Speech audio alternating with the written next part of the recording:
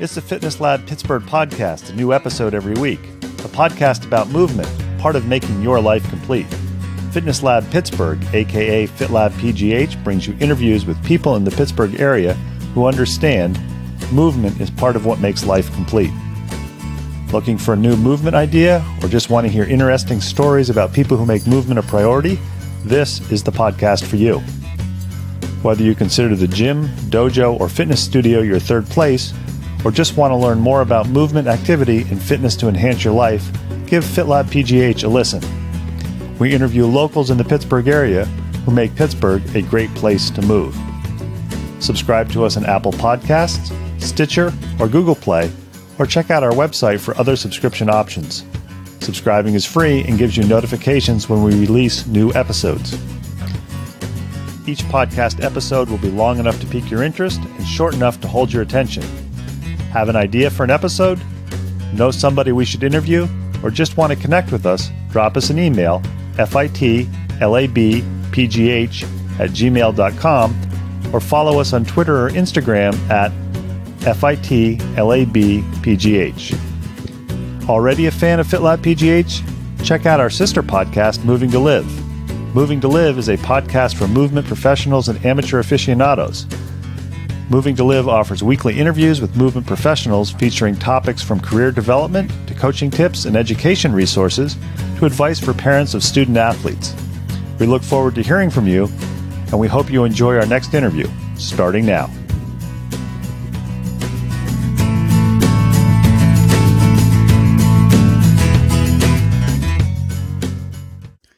FitLab PGH and our sister podcast, Moving to Live, firmly believe that movement should be treated as a lifestyle. That's why FitLab PGH, in addition to our weekly podcast releases every Monday, Wednesday, Friday, does a movement tip lifestyle hack video available on most social media venues, including Instagram and YouTube. We also release a written FitLab Pittsburgh features about a mover in the Pittsburgh area that we release every Thursday morning. If you like what you hear, leave us some feedback on Apple Podcasts or connect with us. Give us suggestions for future interviews or future FitLab Pittsburgh features. Right now, coming up an interview where we crossed a bridge, we went up to Wexford, and we talked to Rob Shenot from Shenot Farms. FitLab PGH back with another podcast. As you know, we're a podcast about movement and movement opportunities in the Pittsburgh area, and part of movement is being able to eat and find good quality food. We found today's guest by surfing the internet and finding pictures, I believe, either on Facebook or Instagram. We are with Rob Shenot of Shenot Farms in Wexford.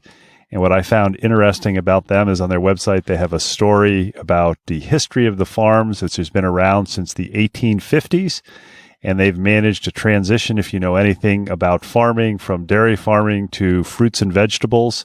And I think it's an interesting story, and I think Rob's going to have a good time telling us about it, as well as what they grow here at the farms and why potentially when you go to a farmer's market, it costs a little more when you go to your favorite or least favorite grocery store, and why sometimes you can't get certain fruits and vegetables at the farmer's market because they may not be in season. So Rob, we're sitting here in your pickup truck out in the fields. Thanks for taking time to talk to FitLab PGH.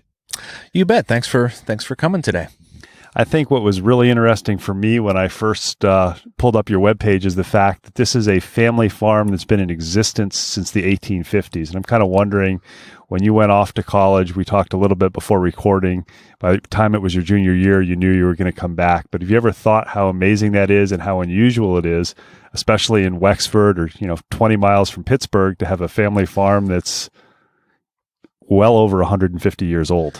Yeah, and that was obviously a big, just what you just said was a big part of why it was a great opportunity to come back to it, because we sort of had the all the advantages of, like you said, the long legacy of farming the same piece of land for so long, and then to have sort of a retail market grow up around you, more or less, with the urban sprawl of Wexford and, the suburbs, sort of popping up around us. It was a great way to, great place to have a business. It's such a nice area, and, a lot of people around here, do appreciate good food and what goes into making it.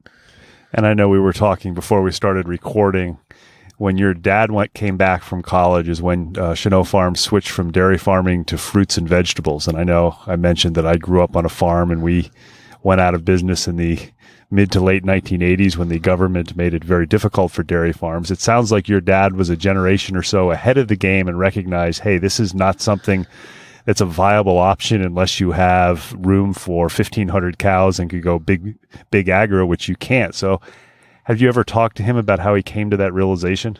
I think it was, a part of, partially an economic, or probably mostly an economical decision because, they had just updated with, getting, whenever he was a kid, he was up every morning and evening milking them by hand.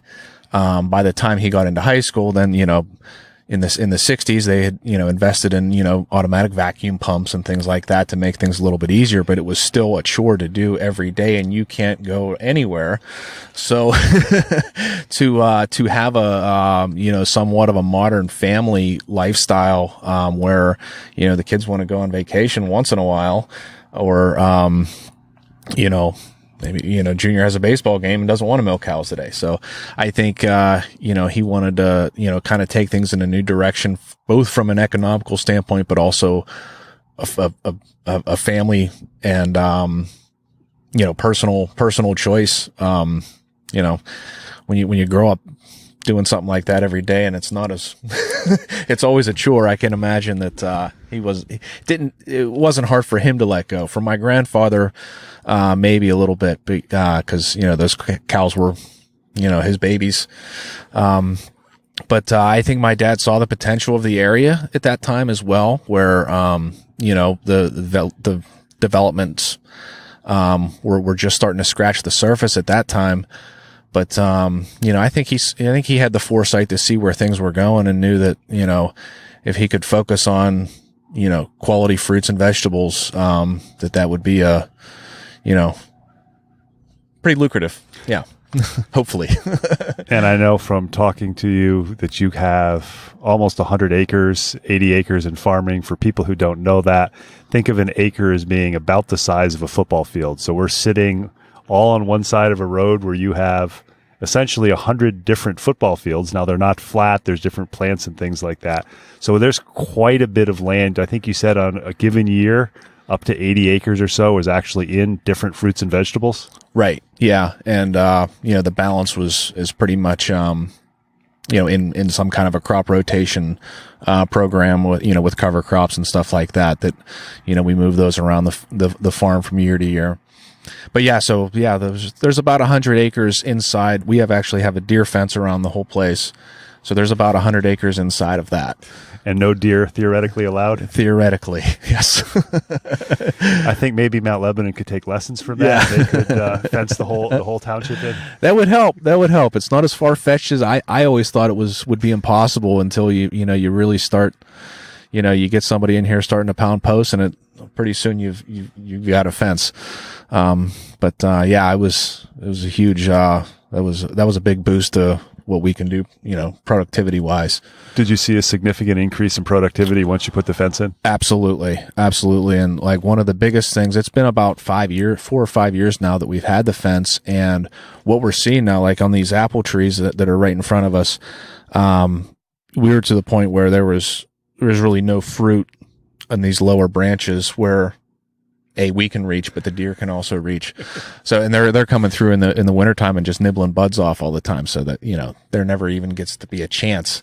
And then these younger trees, on this side is, same thing, but it was just so hard to get things, established anymore as far as fruit trees go. And then obviously things like pumpkins and cucumbers and tomatoes are, that's part of their diet too.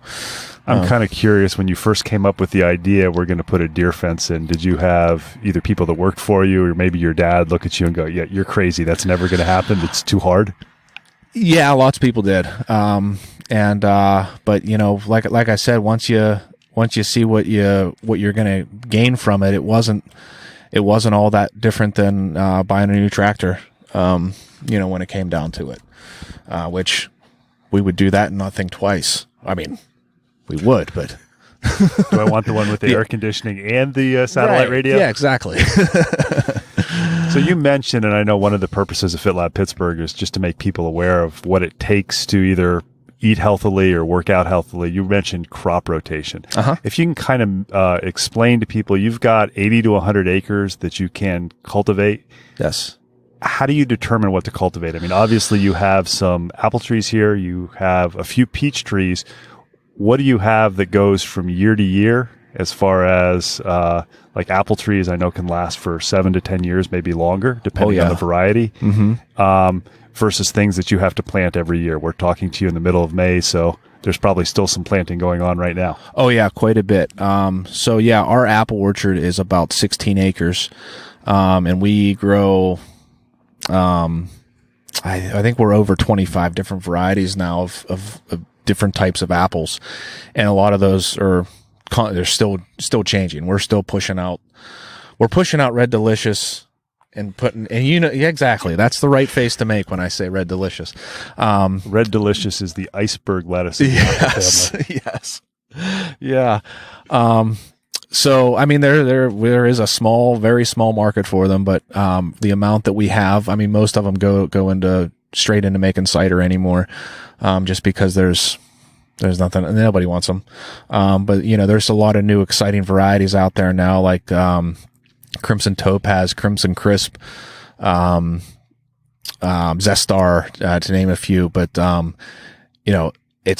something's happening in the apple industry where it's an exciting time because there's all of these new great varieties that, we're not stuck with just Red Delicious, Granny Smith, and Yellow Delicious and Empire anymore. There's quite a menu that comes in throughout the year. And that's something you mentioned, about grocery stores and the difference. It's going to take a while, like some of these newer ones, like I mentioned, like Crimson Crisp, for instance. It's still going to be a while before you see those in stores because the major packers don't bet on new ones very quickly. And I'm going to date myself because my favorites are things like Northern Spies. Yeah. But you have these new varieties that you're talking about. Other than being new, which sometimes I know in business, like it's new, it's better. What is it about these varieties that makes them, other than taste, better than some of these older varieties? Like, let's pick on Red Delicious again. Okay. Well, yeah, taste is absolutely number one. And, the complexities of the flavor are just like nothing they used to be like, you would have a tart apple like a Granny Smith. Well, it's just sour. And it's, and a Red Delicious is considered a sweeter apple. But, sometimes you get something like a Gold Rush or a Crimson Crisp where it almost tastes like you're, drinking warm apple, cider with cinnamon. And, you get all these different, textures and flavors kind of coming through on it where it's not just, this is a little bit acidic and this is a little more sweet. It's just a little bit more complex, more like a finer wine, to draw an analogy, I guess. And are they also have a tendency to be more drought resistant or more resistant to frost or more resistant to hotter weather, or not really? No, not necessarily. And things like Honeycrisp, they're actually the biggest pain in the butt to grow. And that's, a big reason why they're always more expensive is because they are not a grower friendly tree. And they're riddled with different physiological disorders that they're prone to, but I'm still growing them. And how many varieties of apples do you grow? A little over 25, I think we're up to now. And within those, there's certain, like Galas, for instance, that's a pretty big one that, we grow quite a few of those. We have 3 different strains of Galas. But yeah, so the very first ones we start with are Lodi's, and they're in we pick those usually around the first week of July. And then from there, a few weeks later, Ginger Gold and Rambo and Paula Reds are coming in. And then after that, it's just one after another varieties coming in all the way till, early November. we're picking still. And people who are listening to this, is this only you pick them as far as people who work for Shenot Farms, or do you have people can come out into the orchards and actually pick them themselves as a family experience? At this time, we only have employees picking them. But they can buy them in your farmer's market right out in front. And that's where they're all sold. We don't really, we really don't wholesale to any markets or, grocery stores or anything like that, or whole fruit. We do a little bit of apple cider, but as far as the fruit, it all pretty much goes out through our own market. A lot of people who are listening, they may only be aware that an apple is, you walk into a store and you see a variety of different colored ones.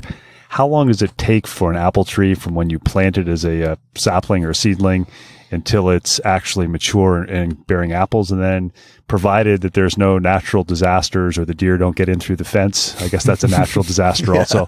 How long can an apple tree bear fruit for you professionally or commercially before it's like time to cut it down? So, to answer the first part, so a tree usually takes about 2 to 3 years to really start, producing a good amount of fruit from the time you put in a let's say a 2-year-old sapling. So it takes about, roughly 2 years to start getting some fruit. I'd say it's closer to 5 or 6. So there's dwarf trees will come into bearing a lot faster than semi-dwarf or, standard trees. And that, for people who don't know, refers to the size of the tree. Yes. So, the dwarfing rootstocks, for instance, these ones, right next to us here are dwarfs, and you can see they're still fairly tall, and these ones are still still going to get taller. But their size of their canopy is incredibly smaller than, some of these older rootstocks. Semi-dwarfs is what these would be called. And they're freestanding. They don't, need any support or anything. So it takes about 5 years to really start to get some decent production. And they can keep going. They'll be in full production within 8 to 10, where they're pretty much into their prime. They can keep going. As long as you're taking care of them, pruning them correctly. We've had trees that were over 60 years old that were still producing, maybe not producing like they used to, but still cranking them out. And I know you may not know the answer to this, but with some of these older trees, do you find that if you took a specific variety and maybe a tree that was 10 years old with an apple versus a tree that was 25 years old, would there be a greater depth of flavor with from the older tree? No, it would be the same. I have noticed differences on rootstocks. I have Honeycrisp on 2 different rootstocks, same variety, supposedly, according to the nursery. They taste different. One's a little bit more, just better. I'm not going to tell you which ones they are because I mix them. And in addition to apples, about how many apple trees are there?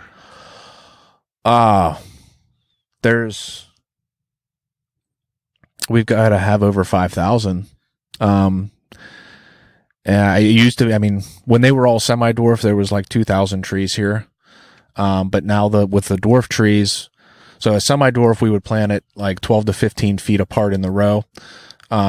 The dwarf trees are going more like 3 to 4 feet. So obviously more trees per acre. It's quite a bit. So we're talking to Rob Shenot of Shenot Farms. In addition to apples, you mentioned you have other things that you grow. What else do you grow similar to apples that it's, you plant them once and hopefully they last 10, 20 plus years? Peaches. So peaches aren't nearly as hardy as apples. So, 15 years is about the max as far as what you're going to get out of them prime. And that's mostly because they will start dying. Like the trees will just start dying off eventually. We've had blocks that were closer to 20 years, 25 years, even 30 years, but it wasn't necessarily, it was just, we couldn't let go.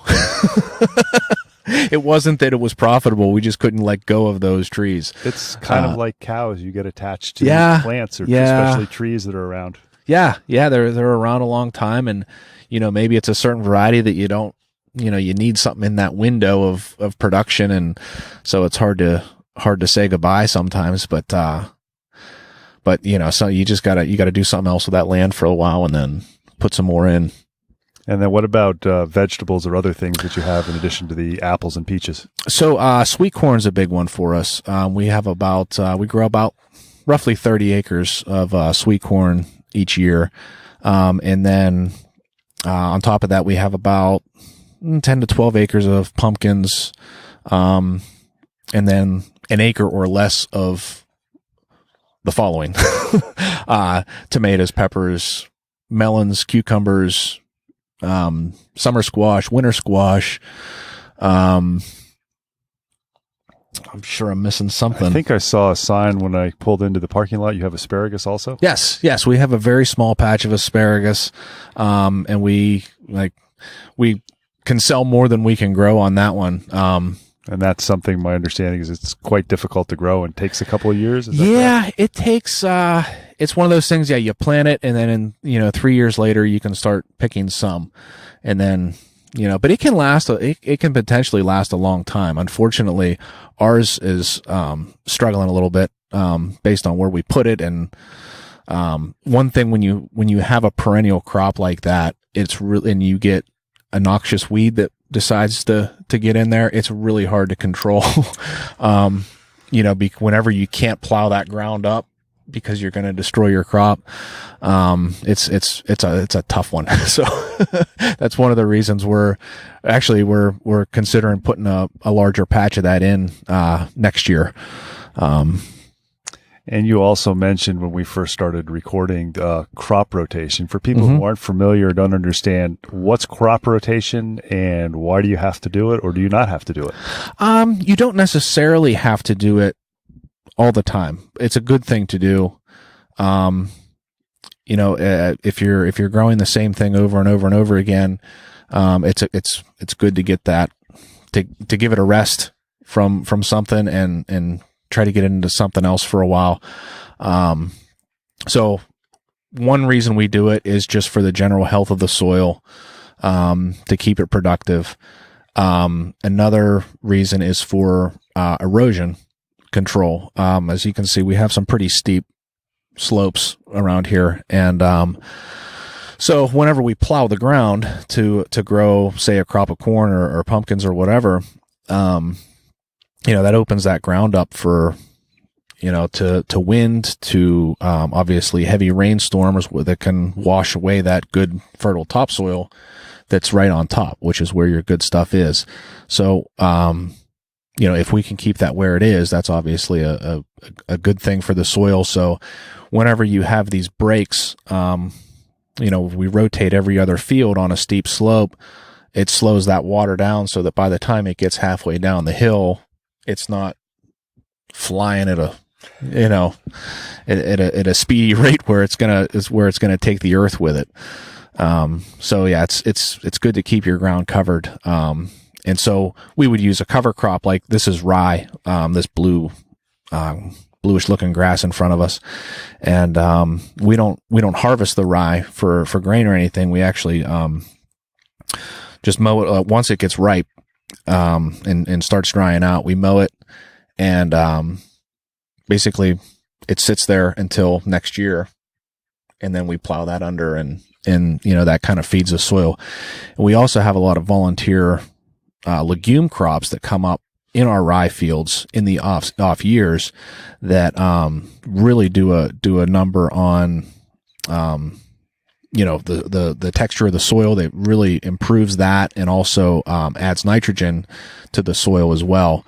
And I'm actually starting an experiment this year where I'm interseeding my corn crop with clover, to sort of get a head start on putting my cover crops in. Normally we don't get to get our cover crops in until late fall.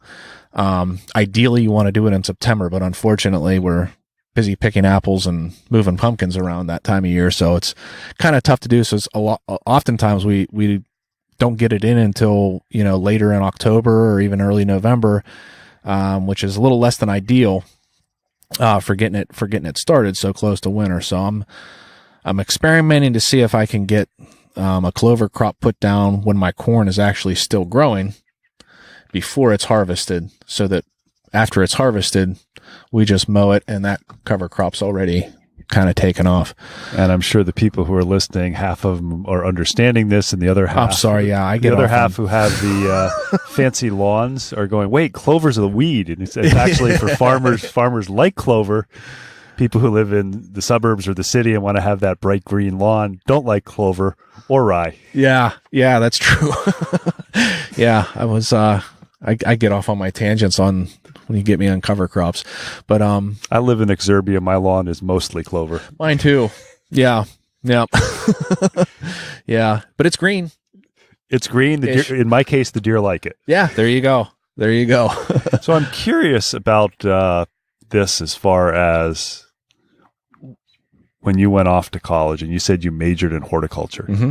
And I know a lot of people don't understand what goes in. They say, well, big agriculture, they tell the farmers what to grow, but there's actually a science. You mentioned a few minutes ago, physiology. And I'm an animal physiologist or an exercise physiologist. So I've had one plant physiology class, which is why I didn't major in plant biology in college. I hated it. It was a hard class. I struggled in plant phys, but yeah. You also mentioned the fact that you have to balance when crops come and become ripe.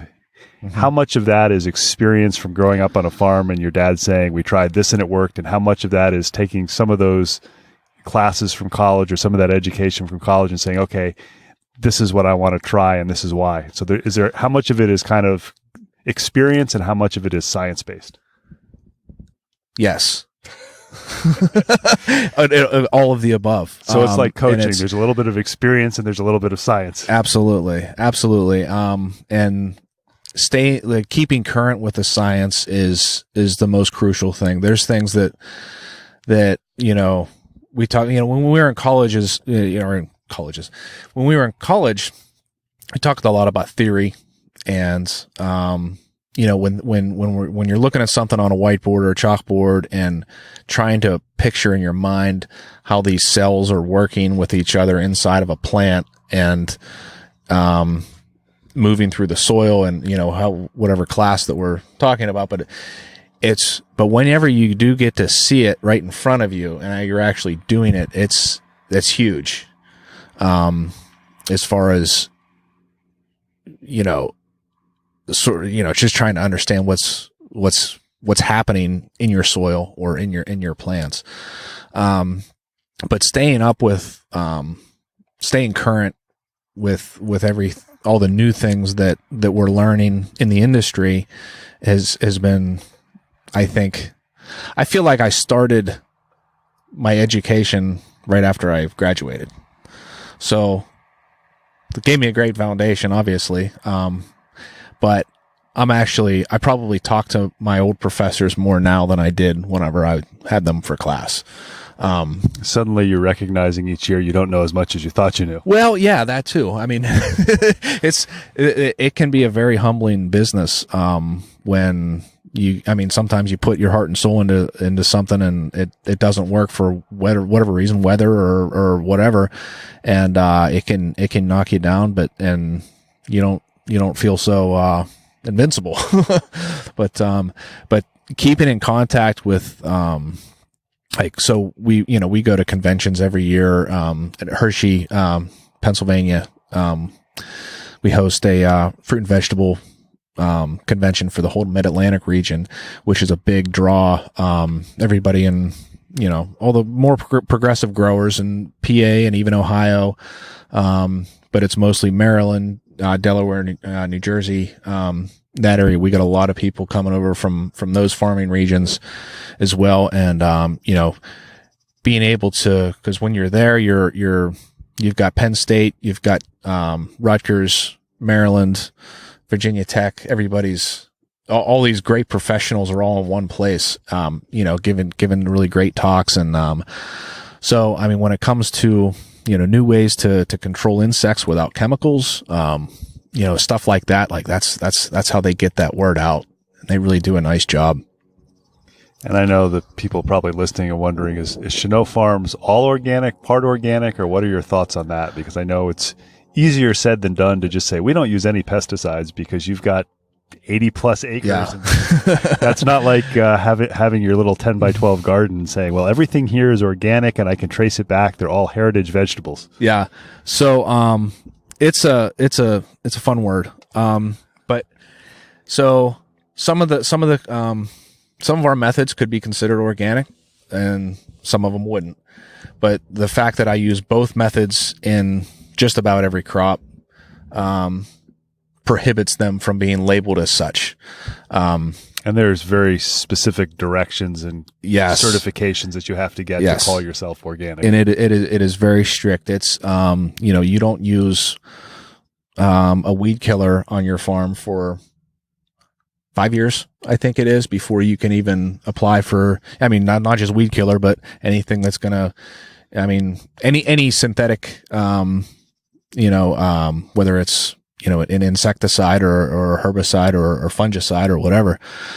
It's very challenging in this region, for certain crops.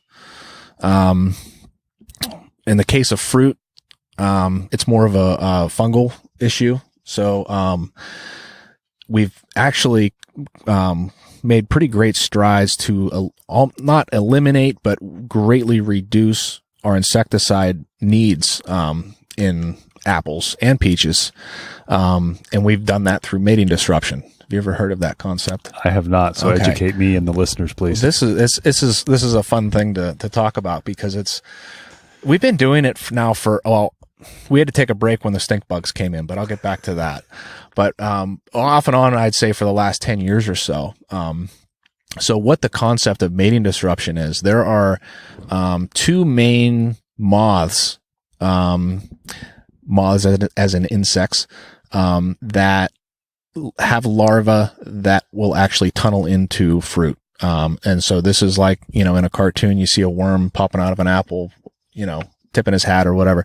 So that's either the codling moth or the oriental fruit moth is usually what that is depicting. So those two species, what they've been able to do is, isolate their sex pheromones, and replicate them. So what we do is we take these pheromone dispensers that have very specific pheromones for those two, insects, and we basically flood the orchard with them. We put these dispensers on, some trees get 2 of them, but other trees, depending on the spacing, we put, I think 200 per acre of these dispensers. And, what that does is confuses the heck out of the moths because they come out to mate and the male emerges and he's flying around thinking that there's all these, ripe and willing, female moths that are just waiting for him. But the scent is so strong and overwhelming that he cannot pinpoint where she is. Even if, she may or may not even be here yet. The females don't respond to the pheromones. They're going to wait until they're good and ready. So if we trick them into coming out a week early, they're going to miss her altogether and they wouldn't be able to find her anyway, even if they did.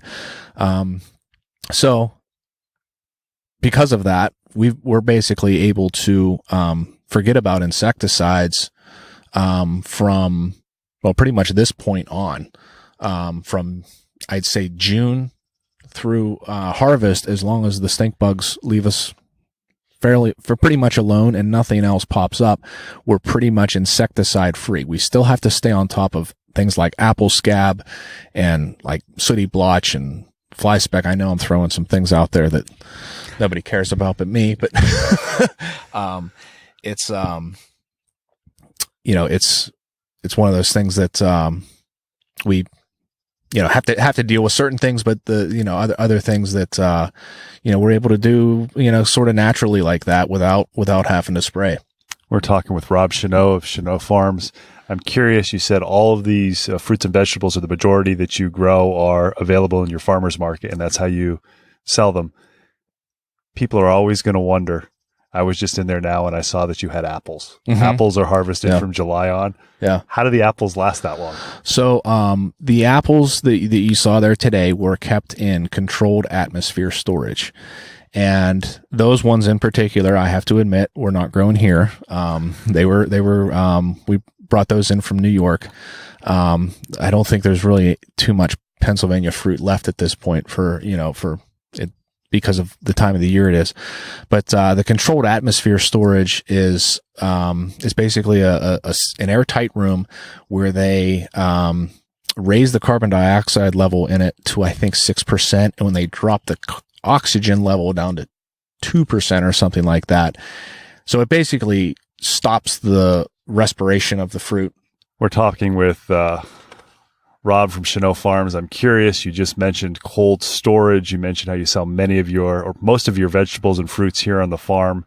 We're here in, I guess, the third week in May. Kind of give people, as we finish up, a broad overview of what can they expect if they stop by the farm that's fresh, say, from this point up until late November. Okay, so right now, the biggest thing we can talk about is our asparagus.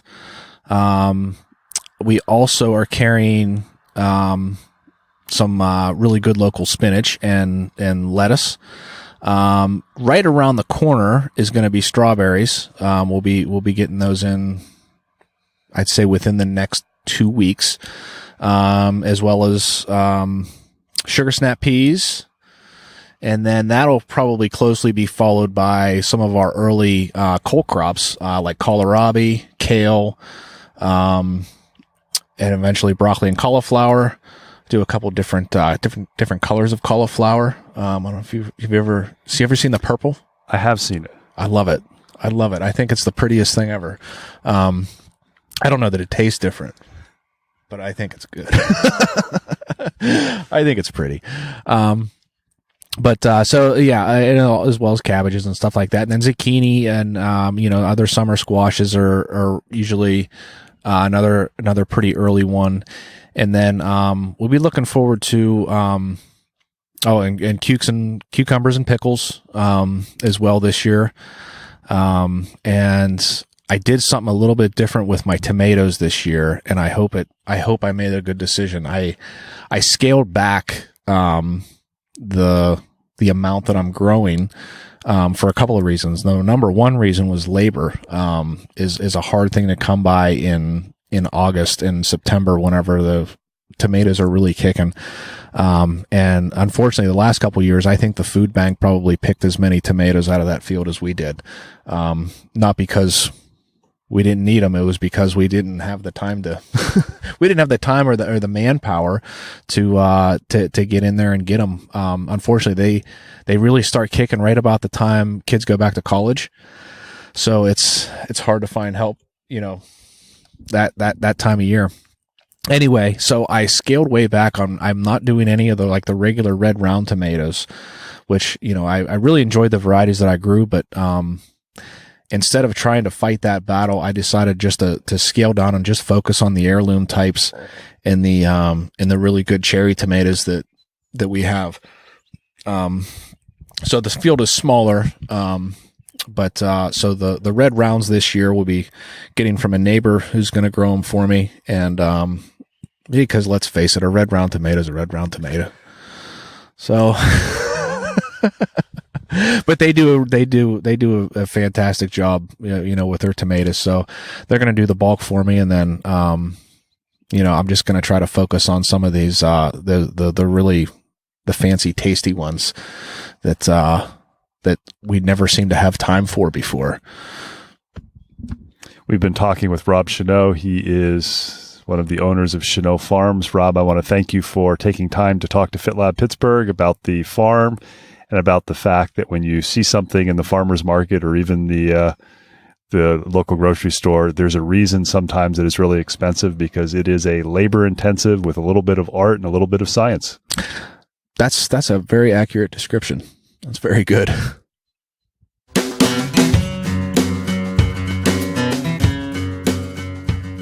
Thanks for listening to the latest episode of FitLab PGH, brought to you by Moving to Live. Intro and exit music is Marathon Man by Jason Shaw.